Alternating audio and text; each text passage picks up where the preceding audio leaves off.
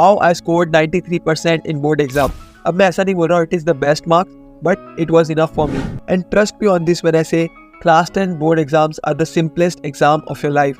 And अगर आप state board से हो, you just need to follow your text book, solve exercise and examples, and exam से कुछ महीने पहले आपको previous year question paper solve करना है। That's it. मुझे आज भी याद है, चाहे आप जितनी भी पढ़ाई कर लो, बट लास्ट टाइम पे you will feel stressed out and आपके अंदर वो एग्जाम फियर रहेगा। एंड मुझे पता है तुम में से बहुत सारे लोग after your board exams will come and comment down that you robbed in your board exam. This video is not a strategy video. In this video we will discuss about my class 10 journey and I will give you some tips to conquer your board exam.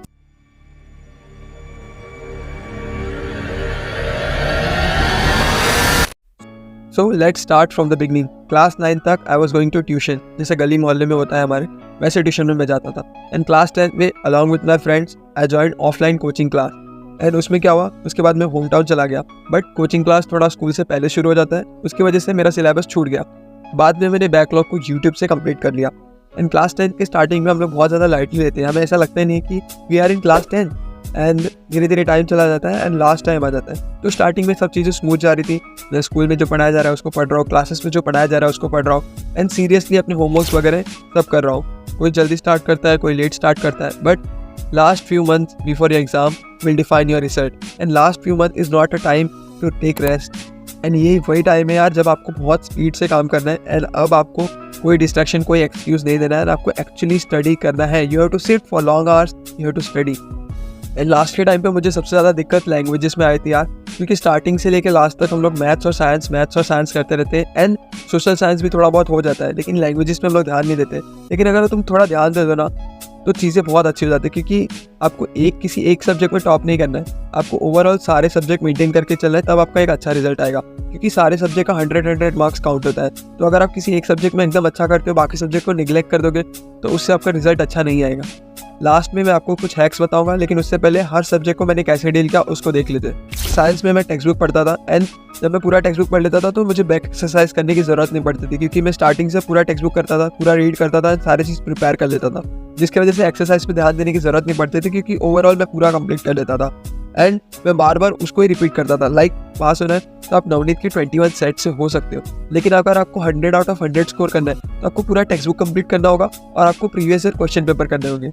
कि geography के लिए school में भी अच्छे teacher थे and classes में भी अच्छे टीचर थे, एंड लास्ट टाइम पे उसमें भी मैंने जो मैप्स वगैरह रहता है वो 21 से किया था, एंड बाकी सारा क्वेश्चन आंसर मैंने टेक्स्ट बुक से किया था। एंड हिस्ट्री और ज्योग्राफी में क्या होता है ना, ज्योग्राफी का तो फिर भी सिंपल है, क्योंकि उसमें बहुत सारे ऑब्जेक्टिव्स और मैप्स और ग्राफ्स का क्वेश्चन आता है, एंड थोड़े से ही क्वेश्चन आंसर है।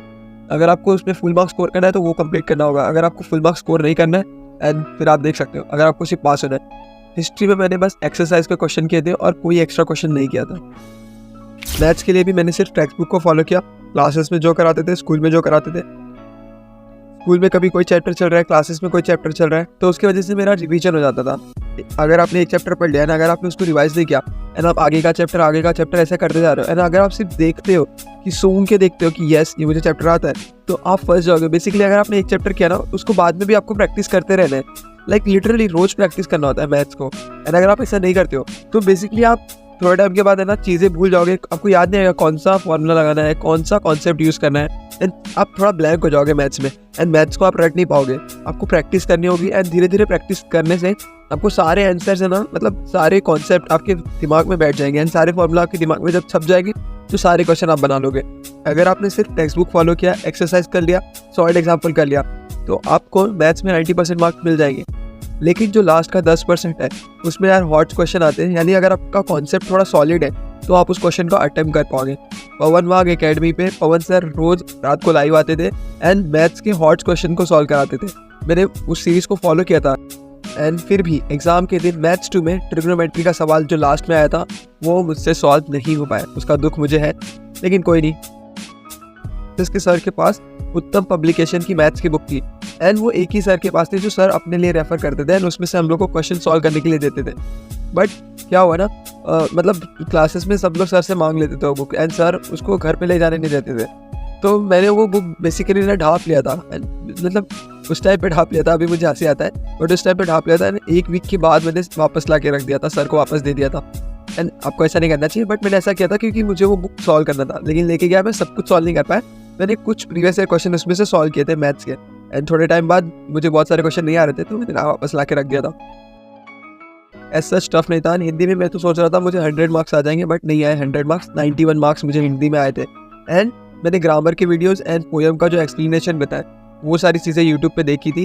एंड मराठी मेरा ऐसा उतना अच्छा नहीं था, लेकिन फिर भी मैं उसको पीछे नहीं छोड़ता था, उसमें भी थोड़ा एफर्ट्स डालता था। बट बोर्ड एग्जाम में सिर्फ बेस्ट ऑफ 5 होता है, तो उसमें मराठी मैंने पहले से कंसिडर किया था कि मराठी मेरा कंसिडर नहीं होगा। एंड लैंग्वेजेस के लिए मैंने राइटिंग स्किल की बहुत सारी प्रैक्टिस की थी। एंड उसको मैं अपने टीचर से चेक कराता था कि लाइक मुझे मार्क्स दो, कितना मार्क्स आएगा मुझे एंड क्या इंप्रूव करूँ, वो मुझे हेल्प करो। एंड टीचर यार, अगर आप खुद ही इनिशिएटिव लोगे ना तो टीचर गाइड करते हैं। तो देखो, सबसे पहले यार जो भी आपको ऐसा बोले, a piece of paper can not decide your future, ये टाइम पे आपको फोकस करना है अपने स्टडीज़ पे, ना कि बोर्ड एग्जाम के मार्क्स मैटर करते हैं या नहीं, क्या मेरा कुछ हो पाएगा, क्लास 10 के बोर्ड एग्जाम कैसे जाएंगे, इन सब चीज़ों पे आपको ध्यान नहीं देना है। अब स्पीड मैटर करता है, आप एग्जाम में कितने जल्दी से पूरा पेपर कंप्लीट करते हो वो भी मैटर करता है, क्योंकि लैंग्वेजेस के पेपर जो होते हैं ना वो बहुत बड़े होते हैं। स्टार्टिंग में बहुत सजा के लिख रहे हो तो लास्ट में आपकी एकदम कच्चरे जैसे हैंड राइटिंग आएगी। स्पीड है ना मेंटेन करके रखता था स्टार्टिंग से ही।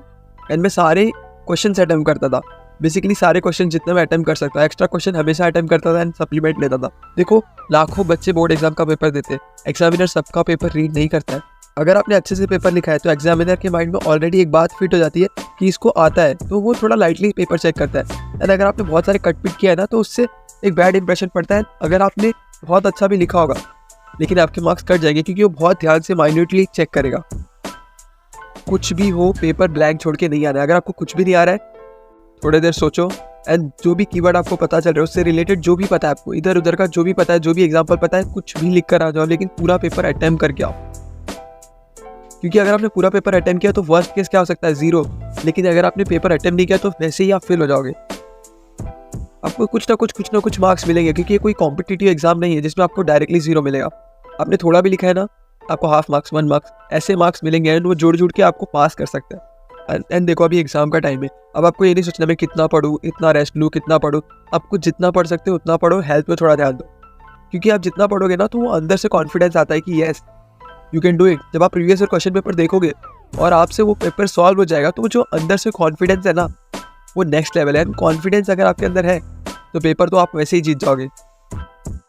देखो, अगर आपका आंसर बड़ा दिखता है ना तो ऑलरेडी एग्जामिनर के माइंड में फिट हो जाता है कि इसने सही आंसर लिखा है। क्योंकि अगर कोई पॉइंट 2 पॉइंट का आंसर है ना तो उसको आप 3 पॉइंट में फैला के लिखो। देखो यार, जब मैं लिखता था ना तो एक लाइन में मैं 4 से 5 से 6 वर्ड ही लिखता था। लाइक मेरी हैंड राइटिंग ऑलरेडी वैसी थी, तो उसका एक बेनिफिट था मुझे कि मैं छोटा आंसर भी लिखता था ना तो वो 2 लाइन बढ़ जाता था। एंड इसकी वजह से मुझे एक्स्ट्रा सप्लीमेंट भी लगते थे।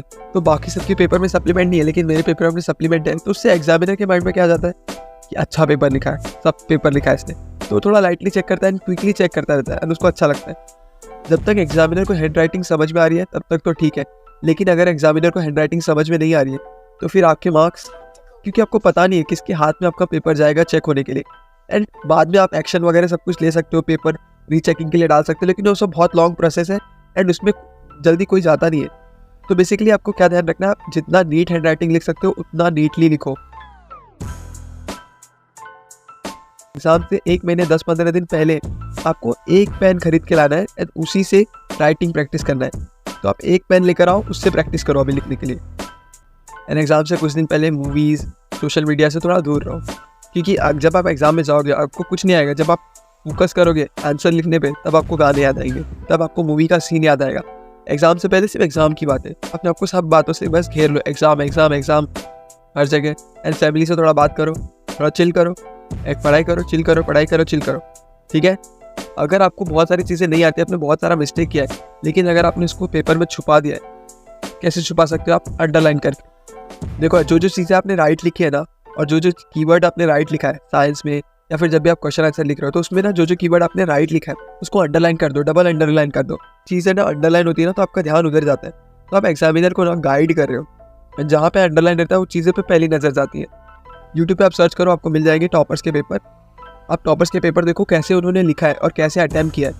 पेपर में बहुत सारा खिचड़ी बना के आपको नहीं लिखना है। आप जितना जगह यूटिलाइज़ कर सकते हो उतना जगह यूटिलाइज़ करो। एग्जाम से पहले आप अपना पेपर एक बार चेक कर लिया करो। देखो, आपको बहुत सारी स्ट्रैटेजी फॉलो करने की ज़रूरत नहीं है, आपको बस बैठना है और पढ़ना है। Sit down and study. बस आपको जो चीज़ें पता है उनको अप्लाई करो, स्टडी करो। जो चीज़ें इनकम्प्लीट है उनको कंप्लीट करो, स्टडी करो। जब आपका पूरा सिलेबस कंप्लीट हो जाएगा, लास्ट तक कुछ ना कुछ बचा रहेगा। ठीक है, तो जो चीज़ें छूट गई उनको जाने दो, जितनी चीज़ें आपने कंप्लीट की उसको अच्छे से कंप्लीट करो।